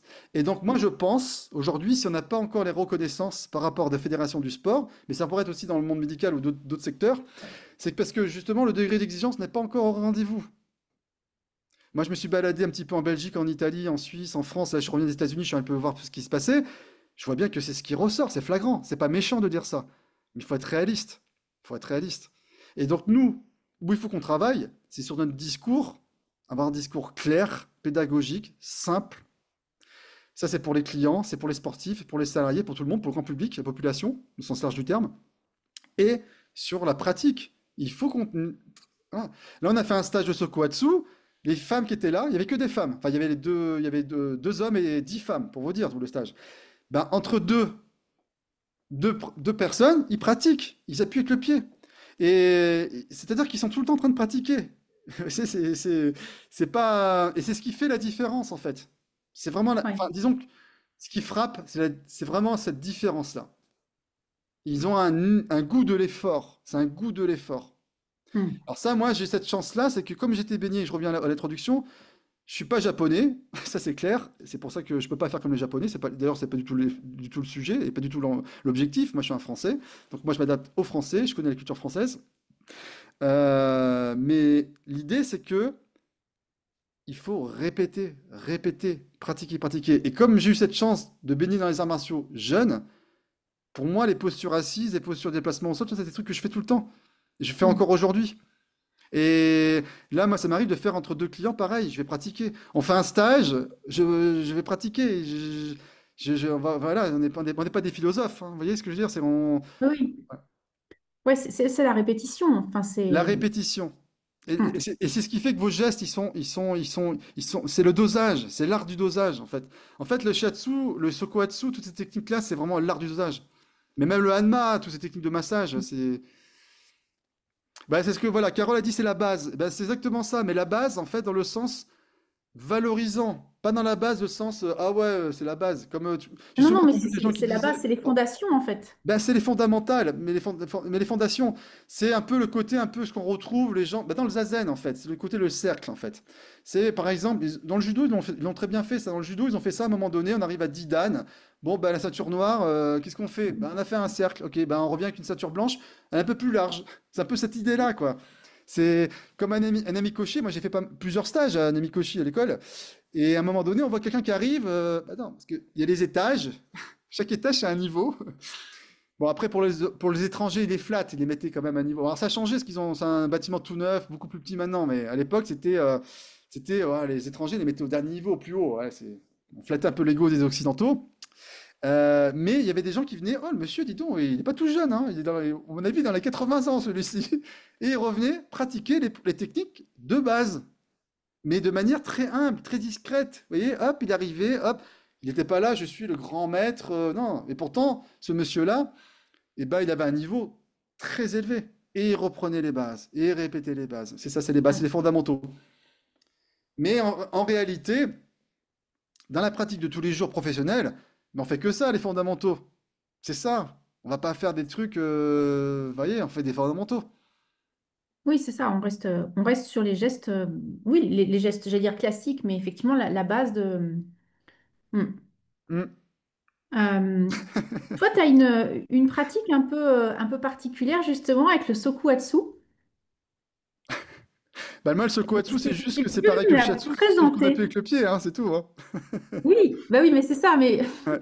pour les gens qui connaissent pas, c'est du shiatsu avec les pieds, Avec le pied, un pied. avec le pied. Ouais. Hmm. Disons que, comment dire? Oui, on marche pas avec les deux pieds sur. Non, alors, ça, c'est un truc qui est c'est un truc qui est plus courant dans le monde. Alors après, bien sûr, on va trouver des dames ou des petits gabarits qui vont monter avec les deux pieds, mais c'est quelque chose qui est plus dans l'esprit universel. On trouve à Madagascar, en Afrique, en Asie, etc. L'enfant qui va marcher avec ses pieds sur le dos du papa ou de la maman. Voilà, ok, ça, c'est universel. Après, il y a le barefoot message, qui est vraiment le truc pieds nus avec de l'huile. C'est ce qu'on trouve beaucoup aux États-Unis ou dans les massages thaï. Voilà, vous savez, ou le massage taïwanais. Hop, souvent, c'est des femmes avec accroché avec des barres au plafond et avec le pied. Vous voyez, donc ça, c'est plutôt. Bah, les Hmm. gens sont nus, en fait, hein. Ils sont nus, voilà. Faut le cacher avec une petite serviette, mais bon, voilà, dénudés. Et après, le sokuatsu. Alors, le sokuatsu, comment voilà, c'est très simple. Moi, en 2018, j'ai reçu une séance. Alors, j'avais reçu des dizaines et dizaines de séances de shiatsu, hein. Et j'ai fait ça avec quelqu'un à Tokyo. Et quand je suis sorti de la séance, je me suis dit, mais qu'est-ce qui se passe dans mon corps? J'avais jamais ressenti ça. C'est-à-dire quand je suis reparti, alors j'étais très fatigué, un décalage horaire, le truc, le bidule.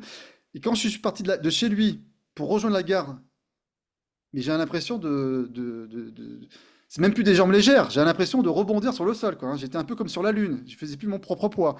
Et puis j'avais vraiment, j'ai senti la horte, une respiration, une suroxygénation du corps. Je me suis dit, mais c'est incroyable ce truc. Mais c'est incroyable. C'est quoi?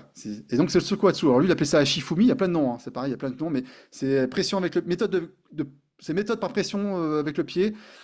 Et, et je me suis dit, mais c'est trop intéressant. Je veux pratiquer ça. Ça va être hyper complémentaire. J'ai vu tout de suite la connexion avec le shiatsu parce que moi, je fatiguais déjà à l'époque, en 2018, je me disais, mais attends, mon pouce, je commence déjà à avoir mal, hein. Malgré mes bonnes postures, et ben, à un moment donné, il y a l'usure, hein. C'est physique, quoi. C'est physique, c'est qu'à de le dire. Et donc voilà. Et donc j'ai commencé tout de suite à m'intéresser. Donc j'avais déjà des. Alors, faut savoir qu'il y a pratiquement aucune publication sur le sujet. Alors, il y avait un Coréen, pas un Japonais, qui avait fait un truc là-dessus. Le praticien, en l'occurrence, lui, il n'était pas, voilà, il n'y a pas d'enseignant, tout. Et après, j'ai commencé à prendre des contacts et j'ai découvert quelqu'un qui s'appelle Tanikawa. Et je lui ai dit, ben là, faut qu'on forme ça. Enfin voilà. Et Tanikawa avait un sacré parcours parce que lui-même a été missionné. Il massait des premiers ministres. Il a massé trois premiers ministres, plus des hauts fonctionnaires, etc. Et l'un des premiers ministres, dans les années 80, fin 90, début 2000, l'a missionné pour faire découvrir le Sokoatsu. Il a dit, mais c'est quoi ce truc? Il m'a dit, bah, c'est un truc de chez nous. Comment ça, de chez nous? C'est japonais? Bah oui, c'est japonais. C'est incroyable, mais ça vient d'où? Oh, ça vient de la romance d'un moine bouddhiste qui pouvait pas toucher les moines au monastère, donc il mettait sa main comme ça, donc pour le masser, il appuyait avec son pied. Ça, c'est la romance. Et donc, en fait, il a dit, mais non, tu vas... Alors, ce qu'ils font souvent les Japonais, c'est que pour structurer une méthode, ils appellent un médecin, le médecin pour valider, pour mettre le tampon. Le médecin va venir et il dit, bon, allez, qu'est-ce qu'il faut faire? On va appuyer avec le pied, qu'est-ce que ça fait? Ah, t'appuies ici, ça libère la sérotonine. Ok, c'est bon, on valide. Ok. Et donc, ils ont structuré la méthode, il a fait un manuel en japonais, il a commencé les formations, et petit à petit, il a structuré son système. Et moi, je l'ai fait venir pour la première fois avec mon ami Daniel en 2023. Et depuis, on forme au Sokoatsu avec une méthode structurée. On a traduit le manuel en français. Donc, c'est le seul manuel hors du Japon. Il n'y en a pas d'autre, hein. On a la chance Mhm. d'avoir fait des choses avant les Américains. Parce que, historiquement, pratiquement tous les livres, que ce soit chinois, médecine chinoise, traditionnelle ou pas traditionnelle, ou tous les livres de Shiatsu, ils sont passés par les États-Unis en anglais. Et après, ils ont été traduits en français. Et donc là, on a fait un premier livre, ben, premier manuel Sequatsu qu'on a traduit en français. Et que là, on va traduire en anglais. Et puis voilà, ça sera très bien. Et donc moi, le Sequatsu, moi je le pratique depuis 2018. Et bah, c'est formidable, hein. C'est une fois qu'on y a goûté, en termes de bienfaits, bah, c'est extraordinaire. C'est beaucoup moins fatigant que le Shatsu. C'est hyper complémentaire. Alors au Japon, il y a des gens qui font que du Sequatsu, hein. C'est-à-dire que les gens qui sont au Sequatsu au Japon n'ont pas fait de Shatsu. D'ailleurs, ils sont très étonnés de voir les Européens, de voir des gens qui font du shiatsu, ils comprennent pas trop pourquoi. Donc moi, maintenant, ça fait plusieurs années. Donc on fait des stages au Japon, on a fait plusieurs stages en France, etc. Là, on va en Belgique demain. Je pars demain là. Et c'est très intéressant. Pour eux, il y a aucune, il y a pas, le monde sont à part en fait. Il y a les gens qui font du Ouais. shiatsu, ils font du shiatsu. Les gens qui font du sokatsu font du sokatsu. Mhm. Et pourquoi cette technique plus particulièrement, enfin, pourquoi cette technique est plus particulièrement efficace chez les sportifs? Ah bah pourquoi? Mais c'est pas que les sportifs, hein, c'est tous les gens en général. Alors sur les sportifs, c'est très simple, c'est que quand on fait des pressions avec le pied, bah le pied c'est en moyenne surface du pied face à plantaire, la voûte c'est trois fois plus qu'une main, hein. À part d'avoir des grandes mains anatomiquement, enfin voilà, en général c'est à peu près trois fois. Et donc on enveloppe, et donc quand on commence à travailler sur des cuisses par exemple ou sur des mollets, bah c'est beaucoup plus efficace. Et c'est beaucoup plus profond. Une pression de shiatsu, on dit qu'on monte entre 9 et 18 kilos en moyenne. Alors évidemment, si vous avez la super posture, type Kuretake, que vous maîtrisez votre posture de shiatsu, même Masunaga, le père, hein, je parle de Shizuto, il faisait des pressions avec les mains, il utilisait beaucoup les paumes, hein. Et en fait, en shiatsu, en réalité, les grands maîtres utilisaient beaucoup les paumes, beaucoup plus que les pouces, hein. Et ben, il faisait des pressions allongées sur le sol, complètement. Donc le poids du corps, on monte à 25 kilos, 20-25 kilos. Mais en Kuretake, comme on sait transférer la peau du corps, pardon, on arrive à monter à une vingtaine de kilos. Avec le Sequatsu, vous pouvez aller jusqu'à votre propre poids de corps. Alors, imaginez, c'est phénoménal. Et sans se fatiguer. En restant debout, on peut monter à son propre poids du corps. Donc, ce qui fait que là, vous allez vraiment dans les couches profondes du corps. Ce que vous pouvez pas faire en réalité avec le shiatsu. Tout à l'heure, quand j'ai parlé du millefeuille, c'est vrai, mais avec certaines techniques de shiatsu et d'une certaine manière. C'est-à-dire que, par exemple, travailler sur la tête du fémur, En shiatsu, c'est un peu compliqué. Avec le talon de la main, on y arrive, mais avec le pouce, si vous tombez sur un athlète qui fait le 100 mètres, voilà, vous voyez ce que je veux dire, ou il y a des sports, ils ont des... Non, mais avec le pied, on peut y aller. Et même sur le dos. Bah, le dos, c'est incroyable. Et la plupart des dos, que ce soit... De toute façon, c'est pas compliqué, hein. Si vous prenez des artisans ou des sportifs, des gens qui travaillent avec le corps, ils ont des dos tellement épais, que ce soit musculairement, niveau osseux, tout ce que vous voulez, qu'avec vos petits pouces, vous faites pas long feu, hein. Alors, vous pouvez utiliser un peu le coude, évidemment, mais le coude, ça reste très bien, mais c'est beaucoup moins agréable. Ça pique. Alors, une Au petite lécral, ça question, pique. ouais, Donc c'est très bien, mais c'est que pareil. certains, Voilà. Mm. une question que certaines personnes vont peut-être se poser, mais ça fait pas mal de se Non, faire appuyer sur le corps avec le pied? non, au contraire, c'est hyper, hyper, hyper agréable. Moi, la plus grande, enfin, comment dirais-je, surprise. Donc nous, on intervient toutes les semaines dans des structures associatives en dehors du cabinet. Enfin, moi, j'en fais plus qu'une semaine sur deux, hein. Je laisse un de mes après-midi, en fait, pour sortir du cabinet, pour aller en structure associative. Et on a des personnes très malades et des gens très âgés. Et ce qui m'a plus grande surprise, notre plus grande surprise, ça a été de voir que sur des femmes très âgées, par exemple 85, 90%, 85, 90%, 85, 90 ans, eh bien, qui avaient très peu de muscles, qui avaient des problèmes de circulation de sang, les jambes sensibles, eh bien, elles adoraient le Sokoatsu. Parce que on enveloppe le mollet, on enveloppe la cuisse. Alors que le shiatsu, elles aiment pas du tout. Le pouce, enfin, je veux dire, la pulpe du pouce est beaucoup trop pénétrant pour eux, pour elles. C'est beaucoup trop puissant. Elles adorent le pied, quoi. Bah, de toute façon, c'est pas compliqué. Toutes Ouais. les personnes âgées qui ont goûté, qui peuvent s'allonger, hein, eh bien, qui ont goûté au Sokoatsu, elles demandent tout du Sokoatsu. Alors, j'ai testé, hein, parce que quand on avait préparé un petit peu Voilà. cette interview, voilà, tu m'en as parlé. Et Ouais, effectivement, il y a un praticien que je salue d'ailleurs, ouais, Damien, ouais, ouais. qui nous écoute en replay, qui est pas très loin de chez moi et Hmm, qui, voilà, qui s'est formé avec toi et qui pratique le Sokuatsu. Et effectivement, j'y suis allée par curiosité. J'avais aussi besoin d'un soin, donc j'ai combiné les deux. Et ça a été effectivement très agréable en termes de pression, d'enveloppement et oui, de relâchement derrière. C'était vraiment, vraiment très chouette. Mm. hmm.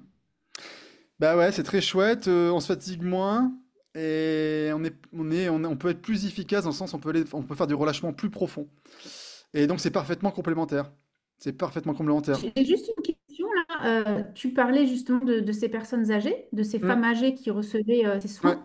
Euh, et en termes de contre-indication, est-ce que l'ostéoporose pourrait être une contre-indication? Ah Enfin, bah oui, oui, la oui, oui, bien dépression? sûr. Parce que Oui, là, oui, oui, pour le oui, coup, oui, oui, oui, oui, oui, oui. Mais l'ostéoporose, de toute façon, enfin, disons, comment dirais-je, tout ce qui est contre-indication, en fait, ce sont des formes de précaution, de bon sens. C'est valable en fait pratiquement pour tout. Après, il y a des choses qui sont légiférées au Japon où on ne touche pas. Ça, c'est légiféré pour un certain nombre de raisons. Et puis il y a des choses, enfin je parle pour le truc officiel, hein. Après il y a toujours des trucs officieux, hein. Vous trouverez au Japon, je vais pas citer les noms, mais il y en a qui reconnaîtront peut-être certaines, parce que je sais qu'il y en a qui en font la promotion, mais il y a des pancartes de certains maîtres dits de shiatsu, devant leur clinique, ils mettent guérison du diabète, guérison des cancers, guérison de Parkinson.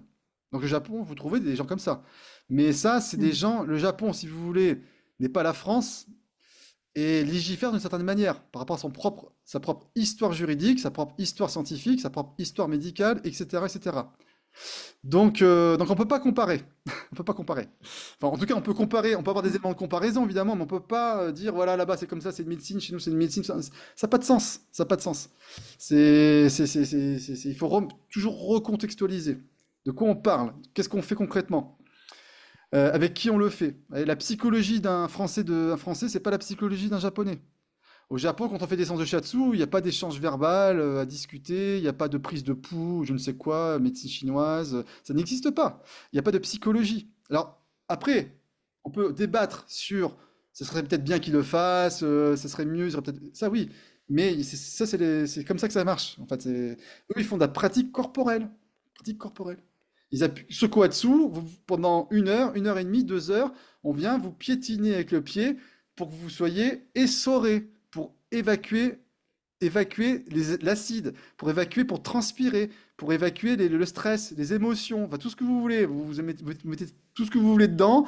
Après, on discute de quoi, mais vous ressortez, vous êtes. Je peux vous dire que vous dormez bien. Vous dormez bien. Peut-être essoré, mais bien. Vous avez fait un reset. Vous avez fait un reset. Non, on ne parle pas de méridien. Dans le Sokuatsu, on ne parle pas de méridien. On ne parle pas de méridien. Mais d'ailleurs, en fait, en réalité, on parle que du corps, hein, mais même dans le shiatsu, hein, dans le shiatsu.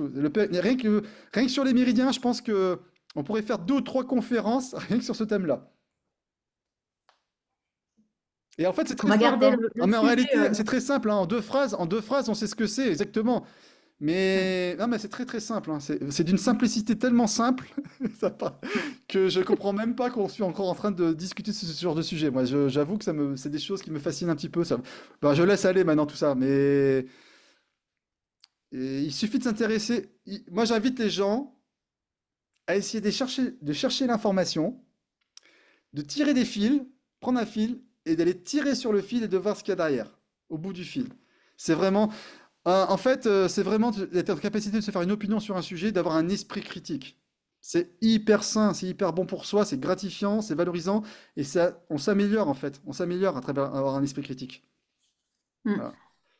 Et après, chacun est libre, et chacun fait ce qu'il veut.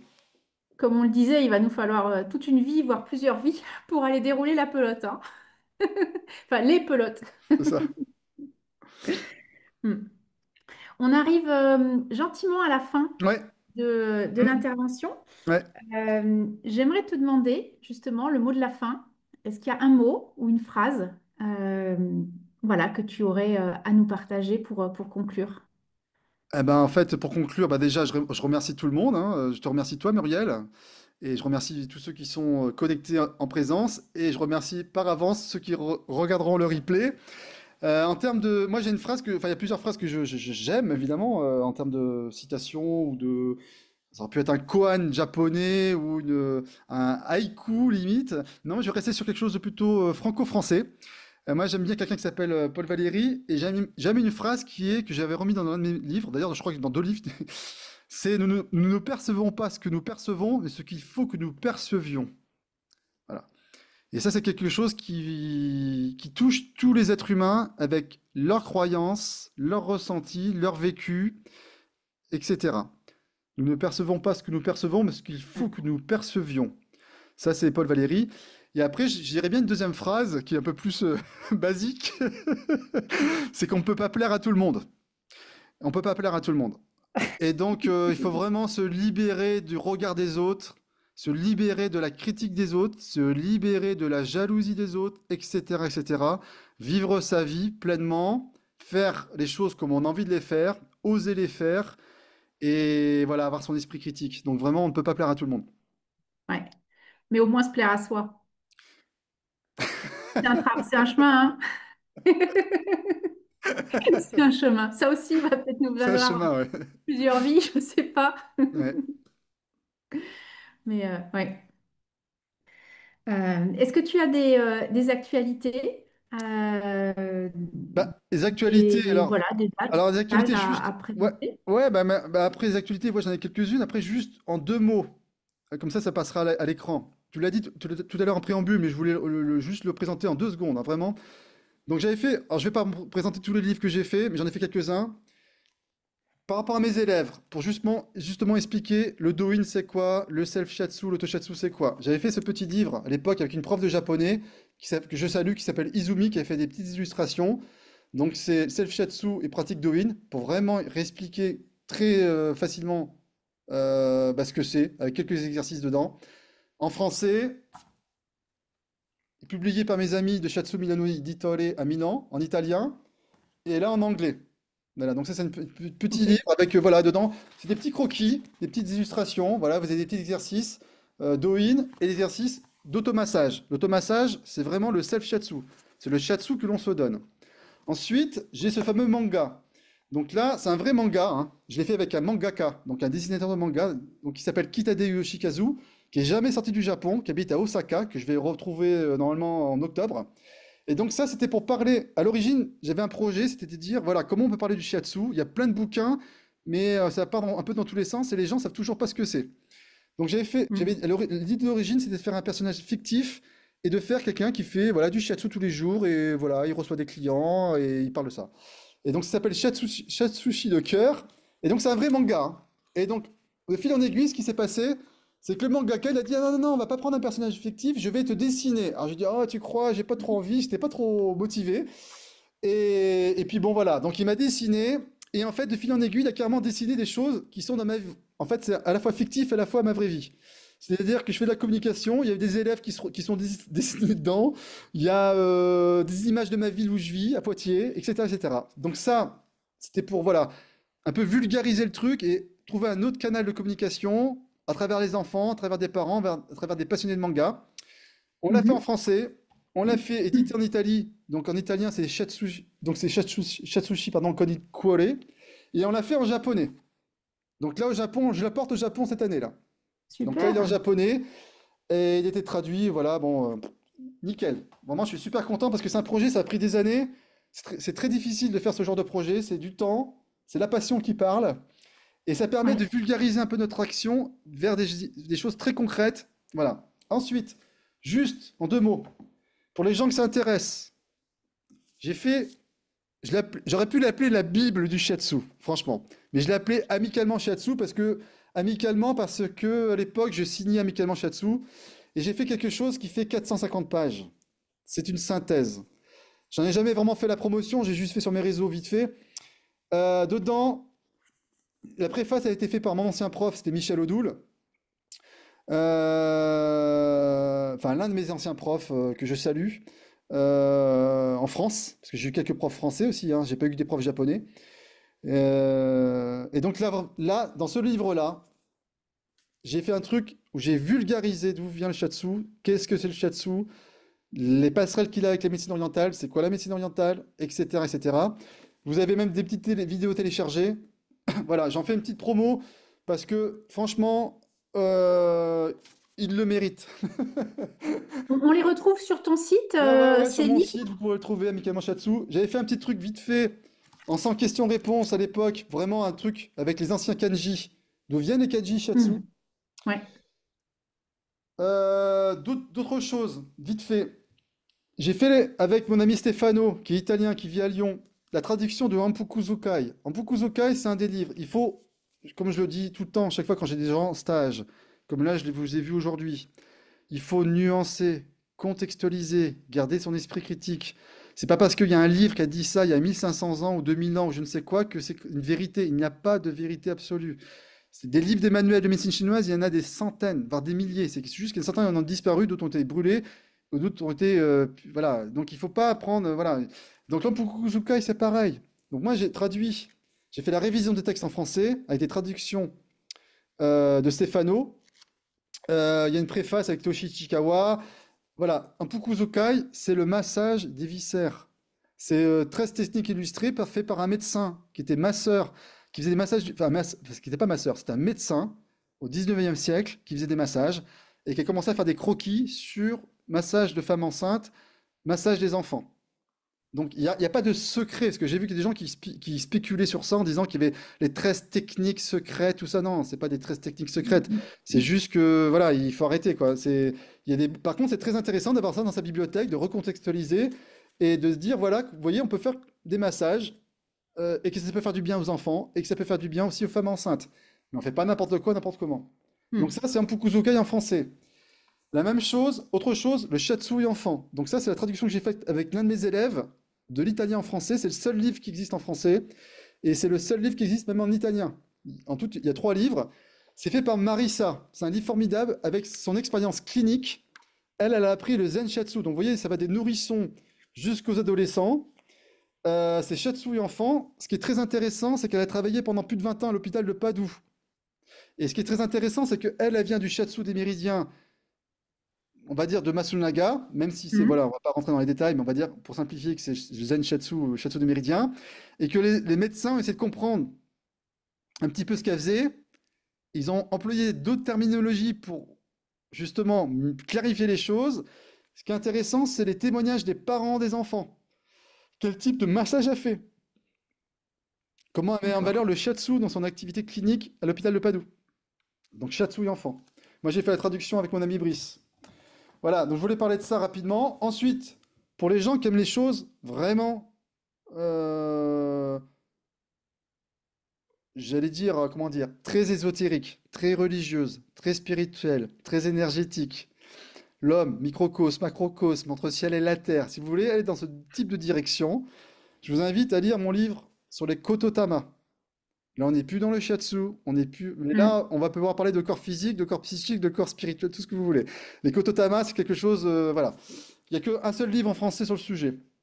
Et enfin, dernière petite chose, voilà. Donc j'ai la nouvelle revue qui sort au mois de juin, donc où j'ai fait un truc sur Okamoto, Kuretake, sur Hirano, donc que je fais venir au mois de juillet.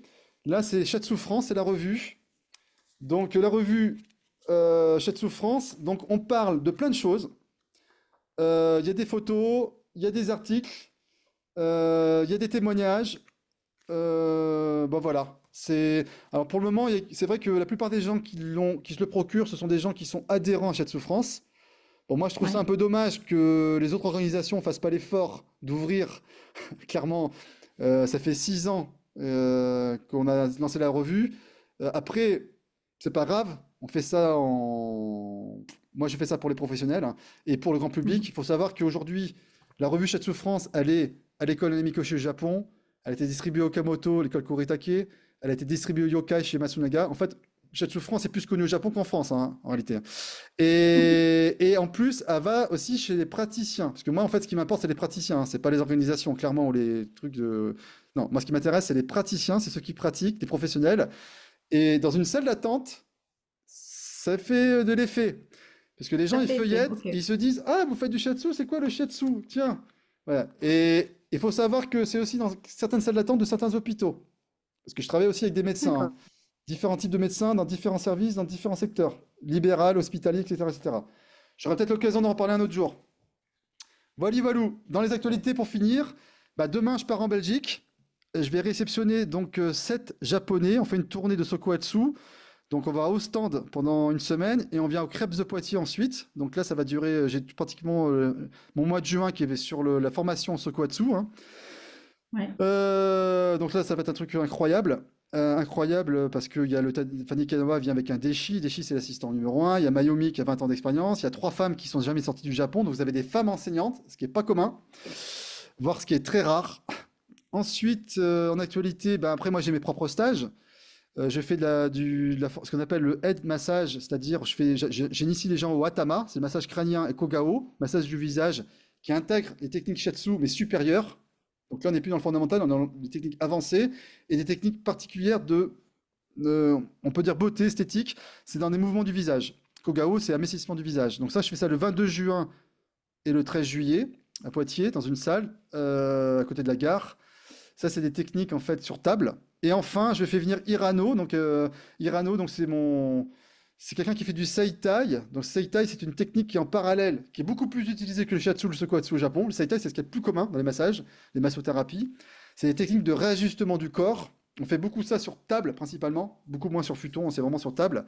Et Hirano, c'est un mec extraordinaire. Il n'est pas directeur d'école, il n'est pas enseignant. Par contre, c'est un formateur de prestige dans le sens prestige, pas de luxe, mais dans le sens d'expérience. C'est-à-dire que c'est quelqu'un qui a fait plus de 50 000 séances à 41 ans.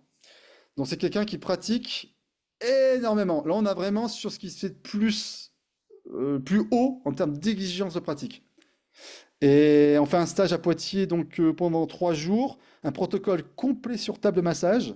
Il y aura des techniques de shiatsu. Donc le Saitai qui pratique, c'est un mélange entre l'ostéopathie et le shiatsu. C'est-à-dire qu'on vient presser et en même temps on fait une mobilisation. D'accord. Et moi, en termes de shiatsu que j'ai reçu, je pense que c'est le meilleur shiatsu que j'ai eu de toute ma vie. Je vais pas faire. J'espère que les autres maîtres japonais ou que d'autres seront pas. Que personne ne Je se m'excuse vexe. par avance. C'est des choses qui se disent pas normalement, mais on le dit entre nous. En tout cas, ça n'engage que moi, mais j'ai eu un effet. Ses pouces quand il fait comme ça fait clac clac clac clac clac clac clac clac. C'est incroyable. Incroyable. C'est d'une précision et d'une efficacité redoutable. Par contre, bah, c'est vrai qu'en termes d'expérience, enfin je dis par contre, c'est pas forcément adapté à tous les publics, hein. Hmm. Voilà. Voilà, voilà. Désolé, hein, je suis bavard. Merci beaucoup pour toutes Ouais. ces informations, Mm. pour nous avoir partagé aussi le Sokwatsu, ta pratique, ta vision aussi. Ouais, Euh, merci. et puis tous les livres, hein, les livres, j'en ai mis Ouais, plusieurs c'est références sympa. sur la plateforme. Mm. Il y a aussi le site internet d'Antoine que vous trouverez sur la plateforme. Donc n'hésitez pas, vous cherchez, hein, vous fouillez pour pouvoir vous les procurer, Mm. Ouais, pour c'est suivre toutes sympa. les actualités. Mm. Voilà. Ouais. En tout cas, bah, merci beaucoup, hein. Merci Muriel, et puis merci vraiment à tout le monde. Et puis, bah, au plaisir de se voir quelque part, quelque part, je sais pas quand. Quelque part en vrai, c'est ça. Voilà. Merci beaucoup, merci à Merci. tous. Merci, au Euh, revoir.